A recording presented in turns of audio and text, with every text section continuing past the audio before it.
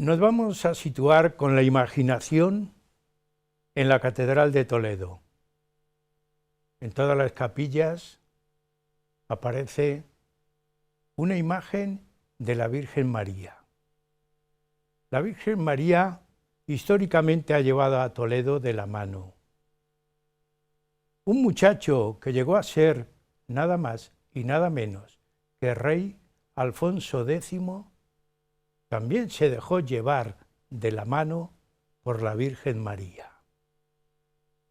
Él siguió su camino y en ese caminar escribió bellos versos en alabanza a la Virgen, bellos versos en un idioma, el galaico-portugués o galaico-provenzal, para ensalzar y recordar la protección que la Virgen María en ese caminar iba señalando a toda la cristiandad.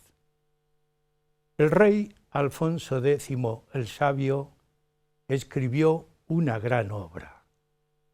Cuando pensamos en ella, tenemos que respirar hondo.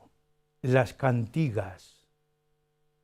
En esta obra alaba a la Virgen y difunde todos los milagros que ella hizo al pueblo, a los pecadores, porque era una buena madre, protegía a los pecadores, pero también les animaba, les orientaba para que fueran buenos devotos. Huellas de nuestro tiempo continúa recordando a Alfonso X el Sabio.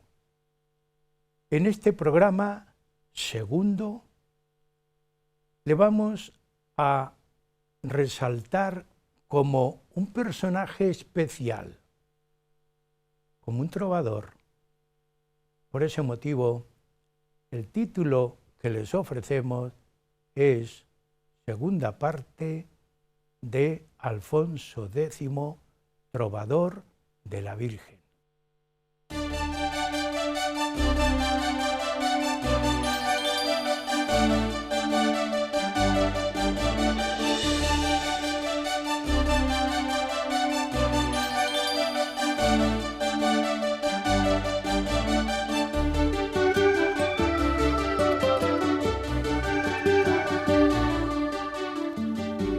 Alfonso X, trovador de la Virgen, en esta segunda parte va a ser expuesto y desarrollado, como en el programa anterior, por doña María Victoria de Ancos Carrillo.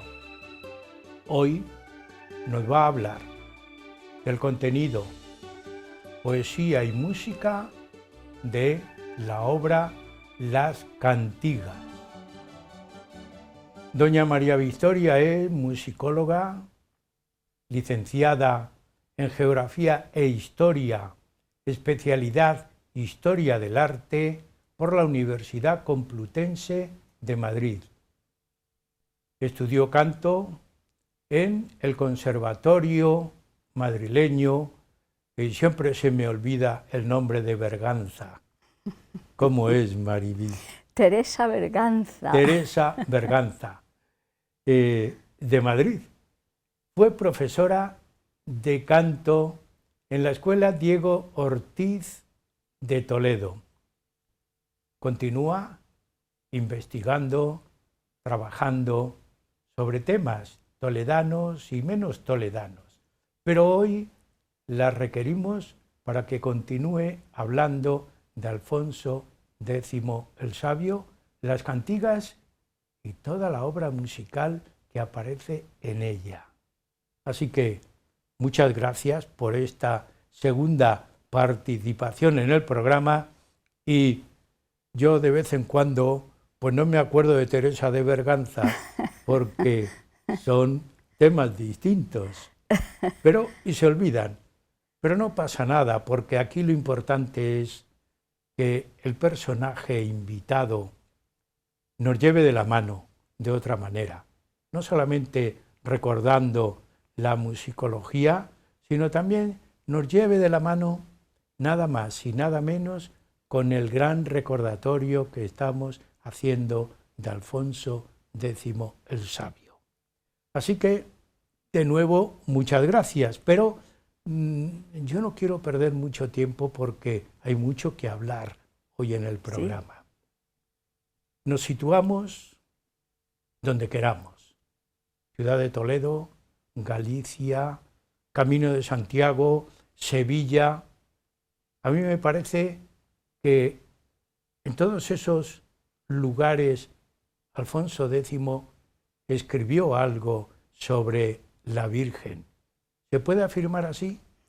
Por supuesto, bueno, ante todo, gracias a ti y gracias a vosotros por esta segunda invitación de la segunda parte de las cantigas de Alfonso X, que es de lo que hoy vamos a hablar, ¿no? Entonces, gracias a todos y bueno, estoy muy contenta de haber podido colaborar con este tema que yo creo que para Toledo, bueno, otras ciudades también, pero para Toledo es realmente importante, ¿no? Tener un rey como el que hemos tenido, llamado el Sabio, ya esa expresión nos lo dice todo, y bueno, ya no solo que hizo grandes obras en su época, sino que luego esas grandes obras, tanto en música como en otro tipo de temas, han sido reflejo incluso de nuestra época contemporánea, ¿no? Pero sí, se le puede llamar toledano, por supuesto, porque nació en Toledo, sevillano también, porque murió en Sevilla y está sepultado en la Capilla Real de la Catedral, y por supuesto galaico-portugués, porque pasó toda su infancia hasta su juventud en Galicia y se formó allí, por lo tanto bien, es cosmopolita. Bien. Le situamos al autor en distintos puntos como escritor de las cantigas. Hoy nos vamos a centrar en este tema porque vale la pena, es un tema, si queremos, de gran solera para un escritor, no solamente por el número de códices y el número de cantigas, sino también por la proyección que tuvo en el ámbito religioso totalmente, y humano. Sí. Bien, pues vamos someramente, un poco el autor y las cantigas, ¿cómo se puede relacionar? Bueno, Alfonso X llevaba siempre, claro, él era un gran amante, fue un gran amante de toda su obra, pero especialmente de la Virgen, como tú bien has dicho antes, pero tengo que recordar que él llevaba siempre, como él llamaba, el libro de los cantares allá donde iba, y ese libro de los cantares incluso le curó a él en la ciudad de Vitoria de una grave enfermedad. O sea, él era su libro de los cantares. Yo creo que era su tesoro preferido, porque le llevaba a todos sitios. Las cantigas de Santa María están en la parte de la poesía lírica y la música, en parte escrito todo por él. O sea, hay, según el Códice de Toledo, parece ser que se le atribuyen 100 cantigas de Santa María. Es un número muy extenso, pero según los investigadores, por lo menos un 10% de las cantigas son de Alfonso X, escritas en su poesía lírica culta y su música. Entonces, era autor y compositor, podemos decir.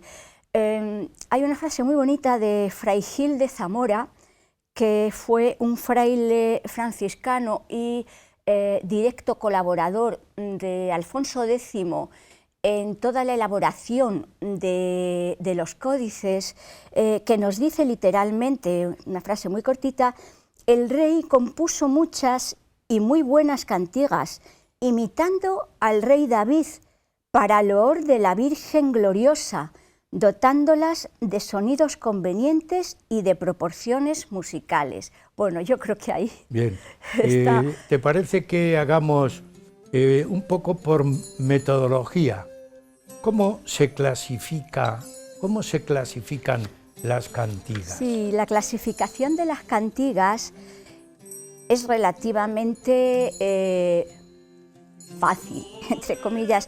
Hay un total de entre 423 y 427, más luego los prólogos y las introducciones de homenaje al rey Alfonso. Claro, esto definido totalmente no está, porque hay algunas cantigas que se repiten en algunos códices, con lo cual estamos entre ese número, 427, 423. Se dividen en dos grupos, esencialmente: las cantigas narrativas, que son alrededor de unas 356, Sí. Que narran historias y milagros relacionados con la Virgen.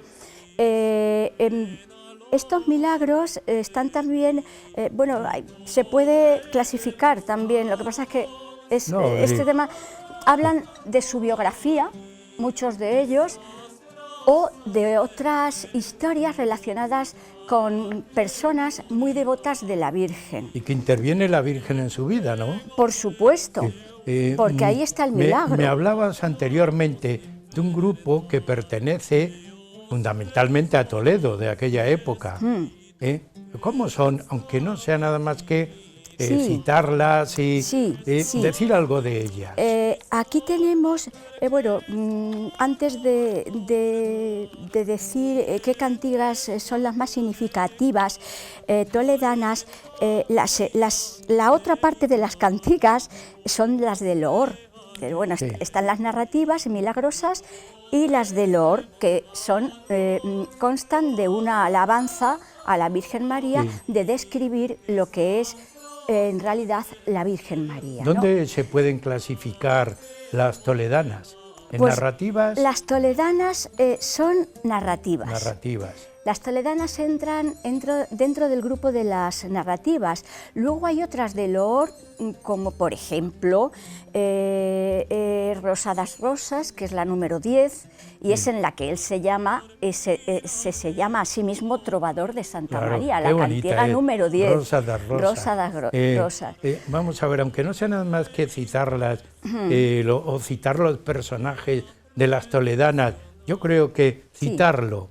Bien. Algunas de ellas. Pues las cantigas toledanas... El contenido, personaje, la protección que tienen de la Virgen. Exacto, sí, es importante. Bueno, y también creo que para todos los toledanos es no solamente curioso, sino importante saber qué milagros en aquella época se transcurrieron aquí de la Virgen, y que luego fueron efectivamente trasladados a los manuscritos.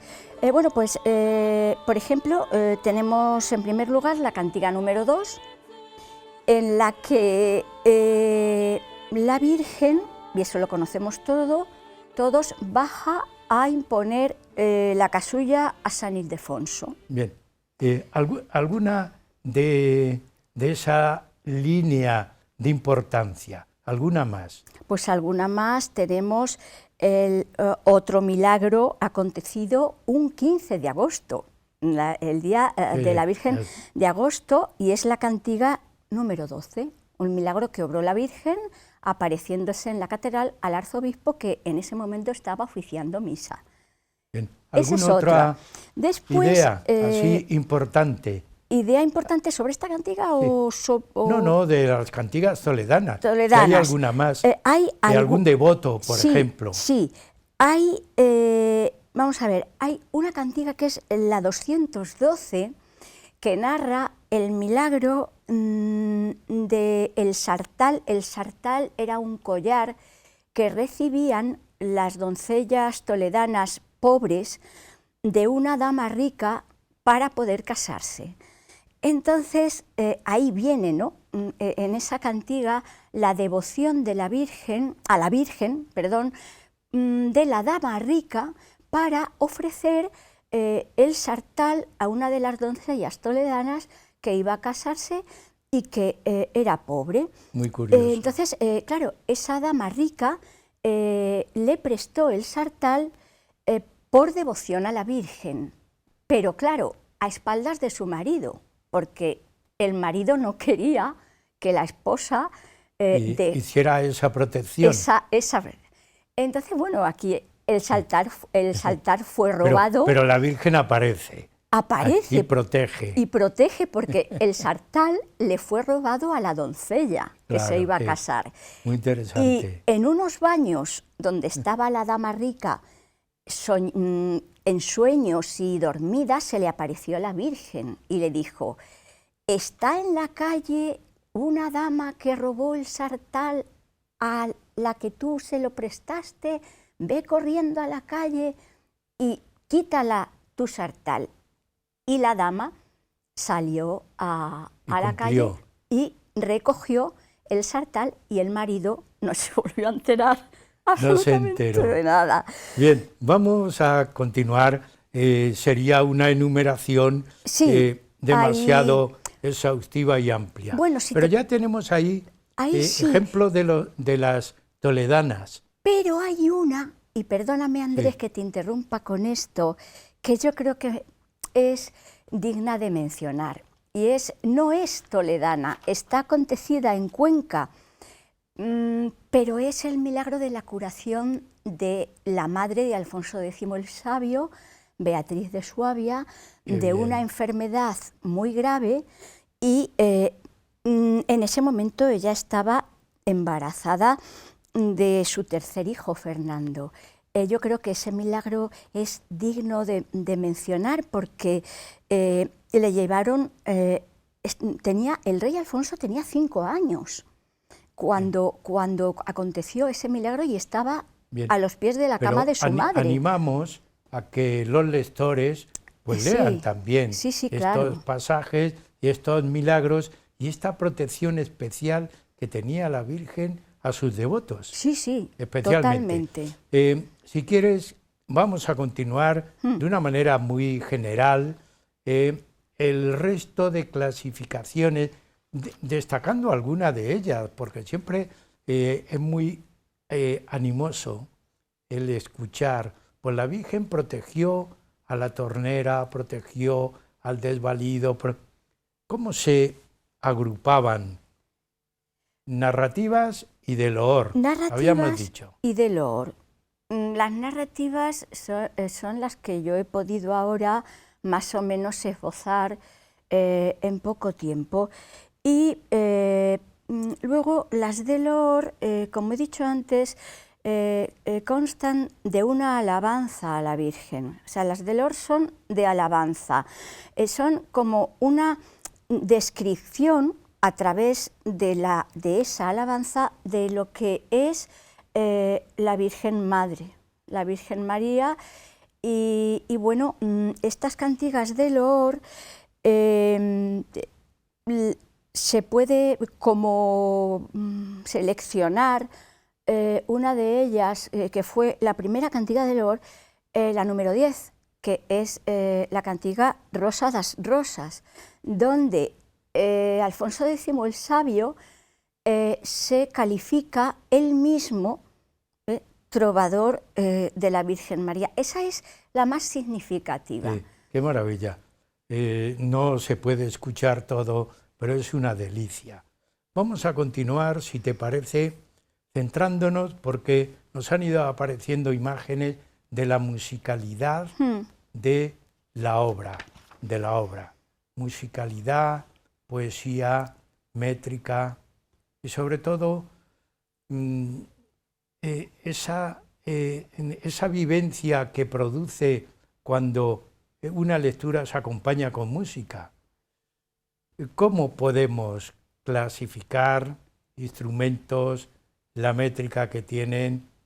todo esto es muy complejo, pero bueno, en esta parte del programa vamos a ver si podemos centrarnos ahí. Sí. Musicalidad de la obra. Sí, a ver si puedo yo, en pocas palabras, explicar un poco el tipo de música y de notación que se utilizaba en la época.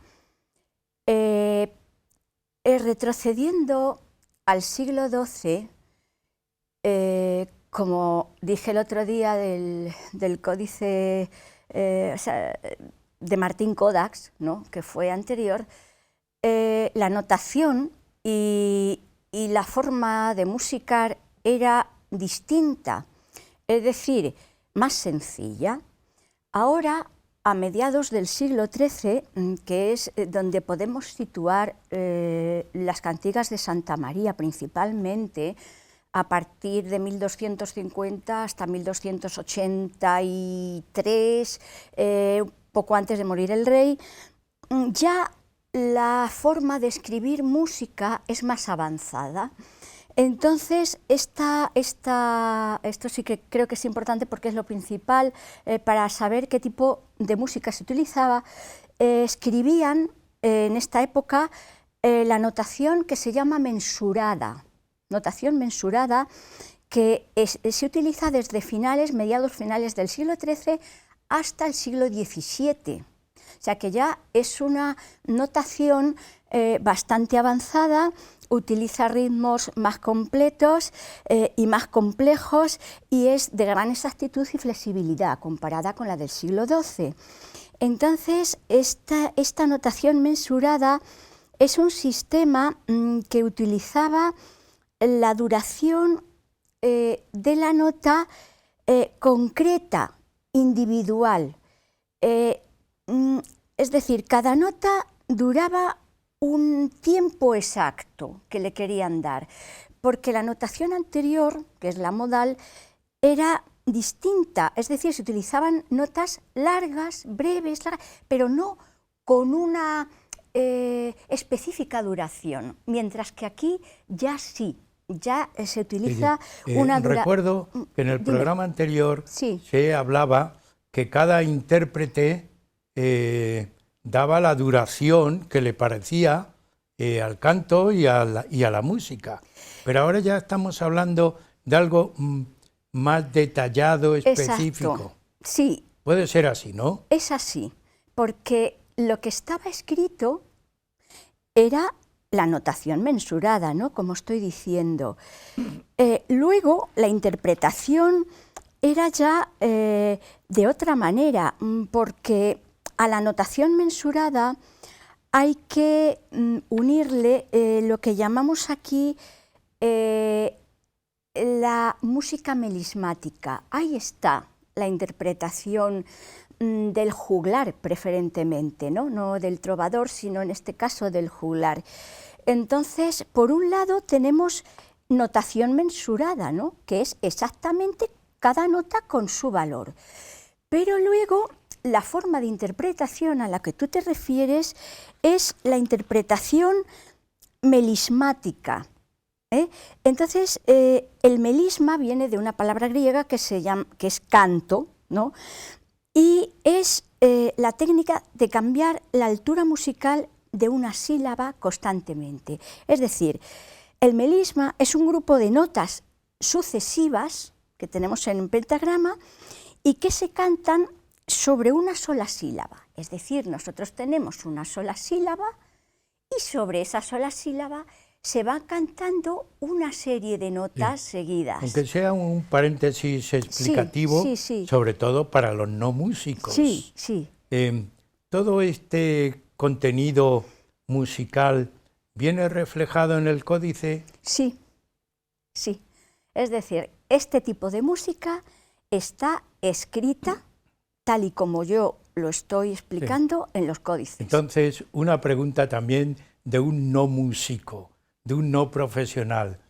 Tendría que estar el rey acompañado por especialistas en música, en instrumentos, para decir, esta cantiga puede o debe ser cantada con este tipo de instrumentos y con esta anotación musical.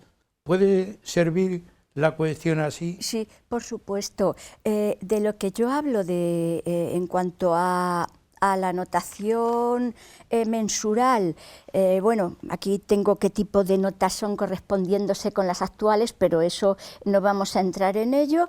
Y tanto a eso como el canto melismático, que es el interpretativo de lo que hay en la partitura, pues todo eso es lo que luego el juglar va a interpretar con la voz y con el instrumento, pero ad libitum. Bien, nos vamos a quedar ahí en esa idea.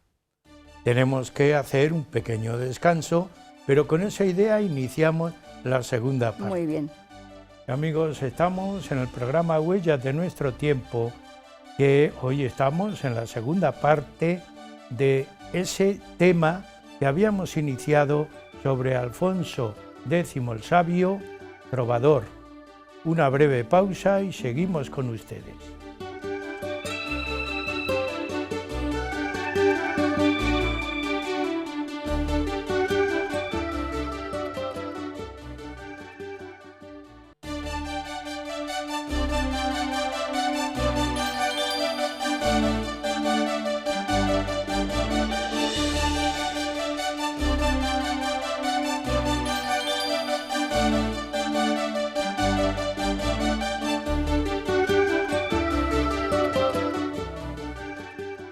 Alfonso X el Sabio, trovador y Huellas de nuestro tiempo ya hacen una compañía perfecta. Estamos en la segunda parte de este tema, expuesto por doña María Victoria de Ancos Carrillo, que sigue con nosotros, gracias a Dios, explicándonos todo el contenido de las cantigas, gran obra de el rey Alfonso X. Y nos habíamos quedado, por un lado, la música, por otro lado, la letra, por otro lado, la poesía. Vamos a ver, hay que reiniciar cómo iban de la mano música, letra, la poesía, el trovador, el rey. Aquí van muchos elementos. Muchos, muchísimos.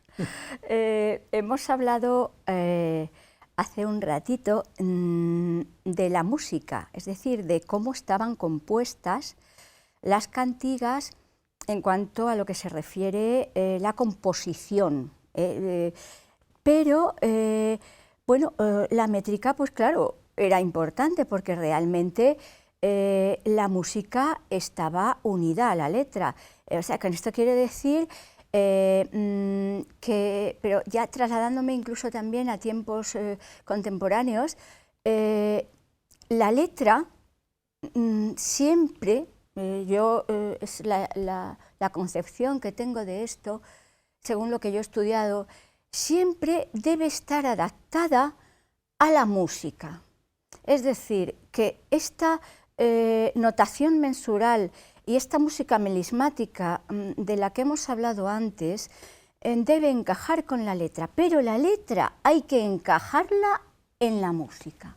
Es decir, una vez que se ha escrito la poesía, se compone, pero luego cada sílaba de cada frase va en un momento determinado de esa música melismática, pero dándole al mismo tiempo el carácter que se le quiere dar a la música y a la letra. Una cuestión, entonces aquí es importante las fuentes. Por supuesto. Porque si se piensa en un contenido, y ya hemos visto que hay dos grandes grupos, narrativas, cantigas narrativas y cantigas en loor. Posiblemente la alabanza a la Virgen se prestara mucho más para que pudiera tener música, pero no implica que las otras también lo pudieran tener. Influía, es una cuestión, una pregunta, ¿las fuentes están relacionadas con el tipo de música, con el tipo de poesía, con la letra? Sí, todo está relacionado, porque todo forma parte del trabajo conclusivo de Alfonso X el Sabio y sus colaboradores, claro. Sí, sí. Entonces, voy un poquito por partes, pero resumidito. En cuanto a la métrica, pues claro, las cantigas de Santa María están basadas primero en las tonadas antiguas de lengua vernácula, incluso también en las cantigas de Amigo, que eran composiciones de carácter amoroso y origen popular, y Martín Codas escribió, y tú sabes muy bien, hizo 7 cantigas de Amigo. Ahí también hay algo que le influye a la cantiga escrita por Alfonso X en cuanto al amor se refiere, pero en este caso a la Virgen María. Tenemos también la secuencia, que es un himno poético litúrgico y que se utiliza en la misa de rito romano, y tenemos también pues dos formas de métrica que son las que se utilizan fundamentalmente en las cantigas y que descienden de todo esto que he dicho, de la chanson francesa y especialmente, y esto es importante, del rondó y el virelai.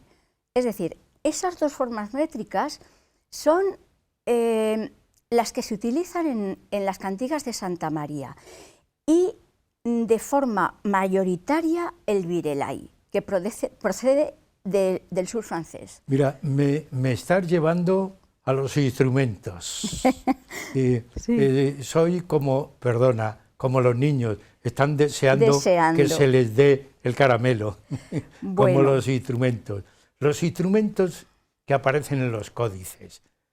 Si pudiéramos ver fotografías incluso para que nuestros seguidores vean qué instrumentos. ¿Qué instrumentos serán? Si te parece, como hemos hablado antes de las fuentes, hablando de la métrica, virelai y rondó, que son las que más se utilizan en las cantigas, en cuanto a las fuentes, antes de meterme en los instrumentos, me gustaría simplemente un segundo resaltar que las cantigas de Santa María tienen una influencia muy grande del Speculum Historial de Vicente de Beauvais y también de Juan Gil de Zamora, del Libre Mariae, pero también de los milagros de Nuestra Señora de Gonzalo de Berceo.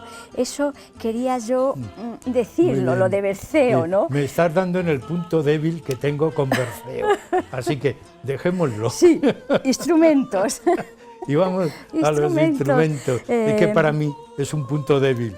Gonzalo de Berceo. Sí, sí. Pues es importante, Gonzalo de Berceo, para las fuentes de las cantigas. Claro. Pero bueno, sí. Instrumentos. A ver, los instrumentos son tan importantes en las cantigas, porque claro, es cierto que la música de las cantigas era una música monódica o monofónica, es decir, se podía cantar sin instrumento, las voces, pero también se podían acompañar de instrumentos que tocaban los juglares principalmente. Las fuentes que podemos citar, y muy importantes además, en las que se encuentra la fabricación posterior de estos instrumentos, las encontramos en reproducciones medievales de la época, sobre todo en escultura, la escultura de la época. Ahí tenemos, qué rico es verlo. Riquísimo, porque fíjate que los mejores pórticos que tenemos en España, románicos principalmente, luego también pasamos, como esto se desarrolla en el siglo XIII, a algunos góticos, pues son los que dan la imagen a los instrumentos que se van a reproducir para interpretar las cantigas. Por ejemplo, tenemos en los pórticos de las catedrales y en las arquivoltas de los arcos los instrumentos tocados por músicos de aquella época, además muy fieles a lo que luego se va a traducir en las cantigas. Tenemos, por ejemplo, la Catedral de Santiago de Compostela, importantísima para este legado instrumental. Claro. La Catedral de Orense, también la Catedral de Burgos, por supuesto, la Catedral de León y la Catedral de Toledo. Todas estas catedrales insuflan mucha riqueza de información para construir los instrumentos de la época. Una cuestión siempre de uno músico. ¿Qué denominación tenían? ¿Qué nombres tenían los instrumentos? Porque eso es muy llamativo. Sí. Era un laúd, era un... ¿Cómo se llamaban? Ahora lo decimos. Antes me gustaría mencionar que también hay manuscritos, los famosos beatos, comentarios del Apocalipsis y los manuscritos mozárabes que hizo el famoso Santo Toribio de Liébana, donde también en esos beatos y manuscritos, comentarios del Apocalipsis, aparecen instrumentos que luego se van a fabricar para interpretar las cantigas. Entonces, los principales instrumentos que aparecen en las miniaturas de las cantigas se encuentran en el Códice Princeps, el Códice E2 de la Biblioteca del Escorial. Hay 44 instrumentos diferentes, unos de tradición europea y otros de cultura árabe y persa. Es decir, que hay de distintas civilizaciones. De distintas civilizaciones. Y como yo he dicho laúd, laúd porque es el más llamativo, pero lo que vamos viendo en pantalla, esos instrumentos, por ejemplo, ese es de aire, ¿no? Sí, ese es instrumento de viento. Yo voy a relacionar los instrumentos que hay en los códices, o sea, que están en los códices. Son cuerda, bien frotada o bien pulsada, y tendríamos la vihuela de arco o fídula o giga, que es una viola de la Edad Media. Luego el rabel, de origen árabe, violas arábigas, sinfonia, que corresponderían a la vihuela de ahora, una baldosa, parecido a la cítara griega, también es muy curioso, ¿no? La guitarra, que es guitarra morisca proveniente de instrumentos sumerios. La cedra, que es una cítara de cuerda pulsada. Luego tenemos los instrumentos de viento. Estos instrumentos de viento son muy ricos, porque tenemos la doble flauta que proviene de la Grecia antigua, el caramillo, de uso popular pastoril, el albogón, primitiva y tosca chirimía grande, que es un instrumento de viento de madera parecido al oboe actual. Luego tenemos la zamponia, que es una primitiva dulzaina y que está también dentro de la familia del oboe y que se utiliza en la música tradicional española. Las cornetas, que son tan vistas y tan particulares en las miniaturas, que son cornetas curvas de mástil. Luego tenemos las trompas, que son trompetas rectas y largas cúbicas, que las acabamos de ver ahí ahora. Tenemos la gaita o carcamusa, y luego hay uno muy importante, que es el órgano positivo, y que aparece en la cantiga número 200, este órgano positivo portátil. Y me parece muy interesante porque es el precursor de toda la organografía española, el órgano portátil que aparece en las cantigas, para toda la fabricación de todos nuestros órganos posteriores, ¿no? Yo creo que eso es muy importante en la música. Bueno, es una enumeración completísima y compleja, y además muy rica, muy variada. ¿Te parece? Mucho, y además precedente de la que tenemos ahora. Me quedan los instrumentos de percusión, que yo creo que son importantísimos también. Tenemos el juego de campanas, o carillón con campanas en forma de tulipas y golpeadas con un martillo. Este le podemos encontrar en la cantiga 180. Los címbalos son del tipo de plato sin mango, los platos famosos que vemos en las orquestas. El tamborete, del que existen varios tipos de carácter popular, y que este tamborete aparece formando casi siempre conjunto inseparable con una flautilla, porque esto les gustaba mucho a los juglares, interpretar con flautilla y tamborete. Sí, sí. Y bueno, hasta nuestros tiempos se sigue todavía interpretando con flautilla y tamborete. La flauta y el tamborete. Son dos instrumentos hermanos. Y luego las tejoletas, que son tablillas de madera y son las antecesoras de nuestras castañuelas ibéricas, y que ya habían conocido los fenicios hace 3.000 años. Todos estos instrumentos son los principales instrumentos que se utilizaban. ¿Cómo se interpretaría? Es una cuestión, la interpretación de la música. Bueno, la interpretación, yo ya he hablado antes de que es de tipo melismático, esta interpretación, pero claro, era muy difícil de interpretar para los músicos, porque claro, si tú tenías una sílaba y tenías un montón de notas que cantar en esa misma sílaba, pues ¿qué hacían? O sea, ¿cómo lo llevaban a término? Pues ellos mismos, a todo eso, con los instrumentos le ponían la velocidad, que ahora llamamos modernamente el tempo, ¿no? O sea, más rápido, más lento, y le ponían el instrumento que ellos consideraban adecuado para la cantiga o la danza que fuera, porque claro, antes hemos dicho que las cantigas están escritas también en rondó, y el rondó tiene calificación posterior de danza.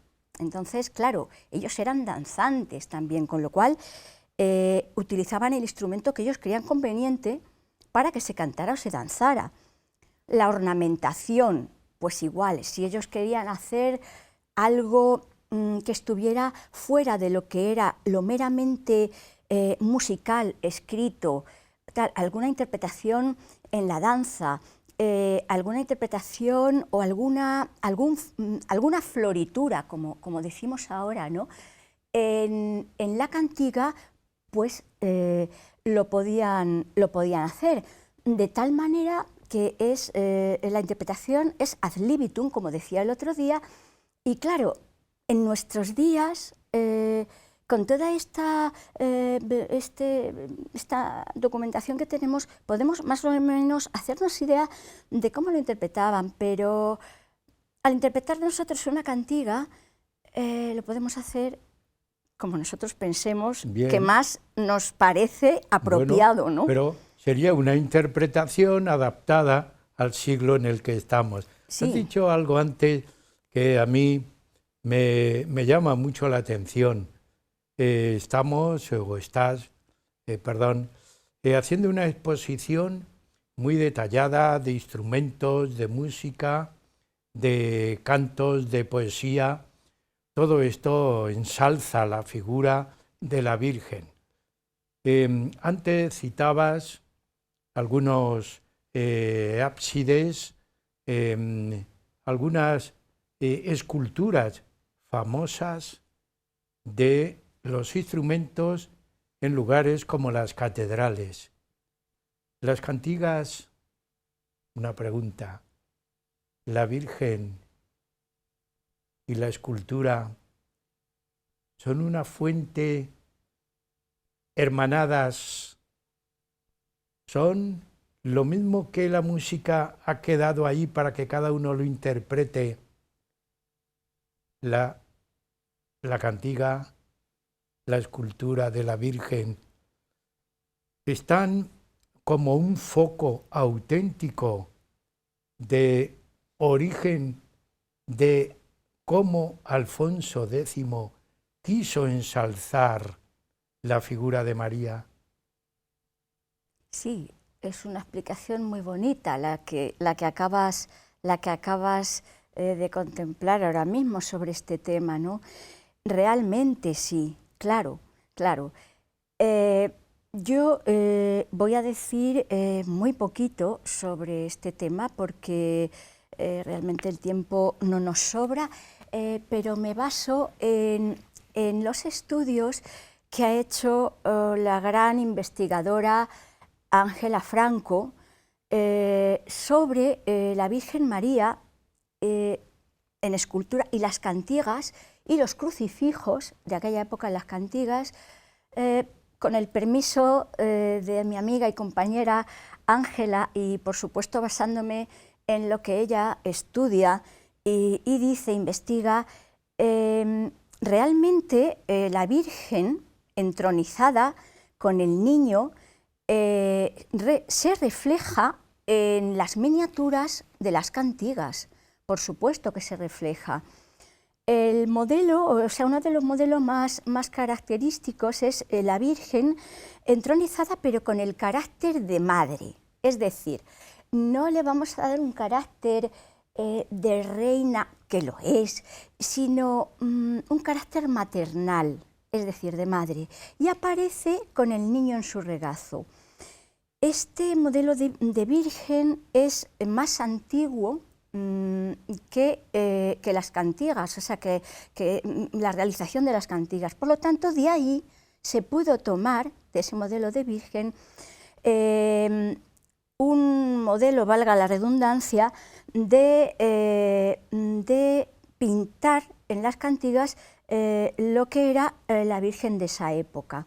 Luego también tenemos otro tipo de vírgenes que son posteriores a las cantigas. Entonces, esas vírgenes, esas esculturas de esas vírgenes se basan en las esculturas, o sea, en las pinturas que aparecen en las cantigas. Es decir, unas vírgenes son posteriores a las cantigas y otras son anteriores y de ahí también las tomaban las cantigas.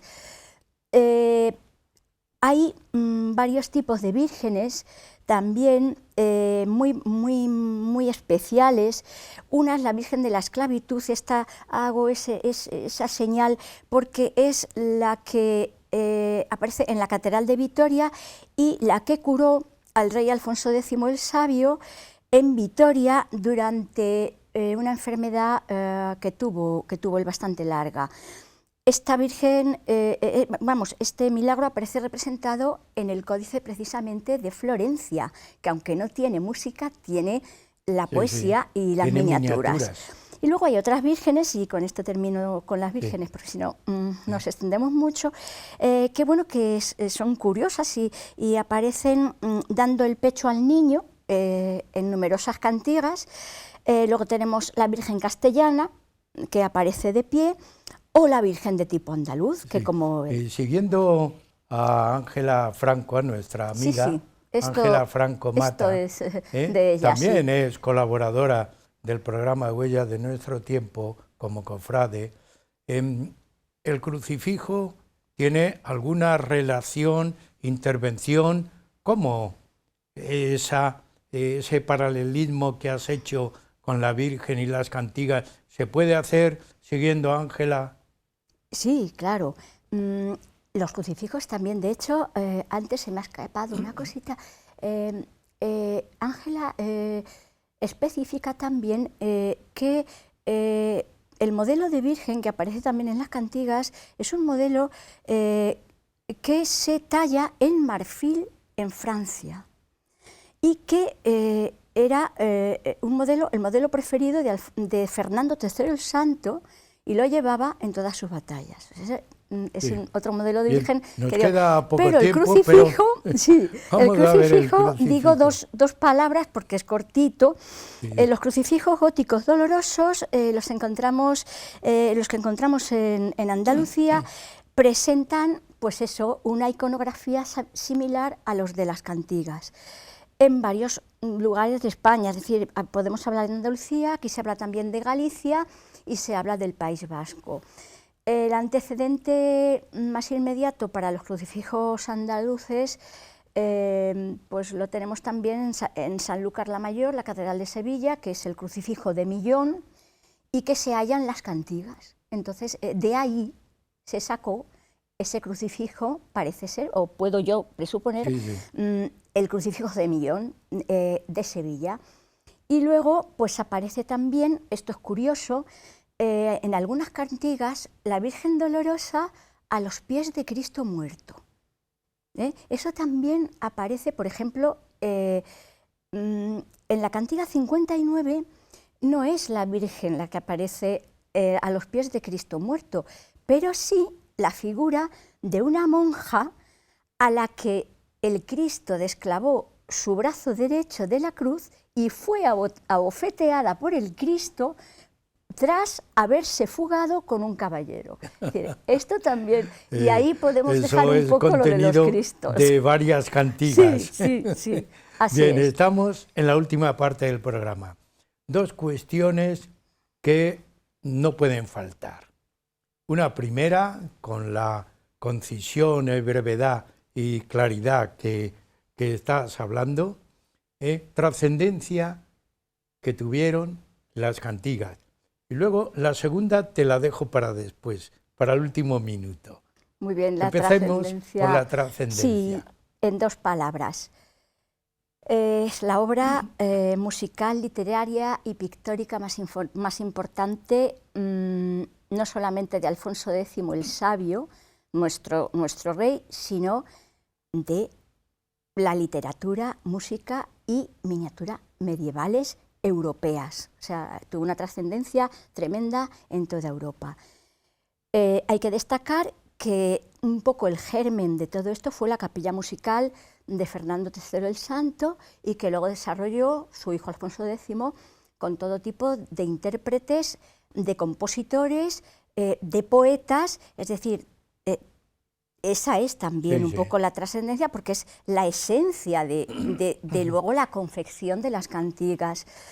Tenemos también que hablar de la aparición de lo que he hablado antes, la notación mensural, que es cuando aparece en esta época por primera vez, que es una notación y un tipo de música más perfeccionada que la del siglo XII, y también es importante el estudio de la música trovadoresca y de los juglares. Nos queda una última cuestión como conclusión.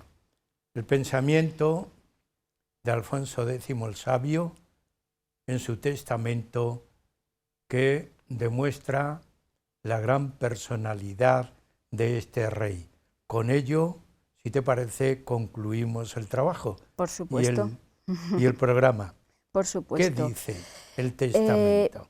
Su apego era tan grande al libro de los cantares, como a él le llama, que en el testamento, otorgado el 21 de enero de 1284, unos meses antes de morir, sabemos que murió el 4 de abril, él mismo, de su puño y letra, escribe esto: «Otrosí mandamos que todos los libros de los cantares de loor de Santa María sean todos en aquella iglesia do nuestro cuerpo se enterrare, e que los fagan cantar en las fiestas de Santa María. E si aquel que lo nuestro heredare con derecho e por nós, quisiere haber estos libros de los cantares de Santa María, mandamos que faga por ende bien e talgo a la iglesia en de los tomare porque los haya con merced e sin pecado». María Victoria, muchas gracias por haber estado 2 programas seguidos con nosotros en Huella de Nuestro Tiempo, y que la música, la poesía, Alfonso X y tu deseo de investigadora, continúes trabajando en estos temas tan interesantes para que se puedan trasladar y proyectar a todas las personas capaces de recibir cultura. Así que muchas gracias por haber estado en el programa. Muchas gracias a ti y a todos los que habéis hecho posible estos 2 programas. Y también a ustedes, como siempre, yo les animo, Huellas de Nuestro Tiempo de momento, todas las semanas está con ustedes, con un tema distinto, porque estamos pensando que su inteligencia tiene que estar abierta a todo. Pues síganos. Muchas gracias.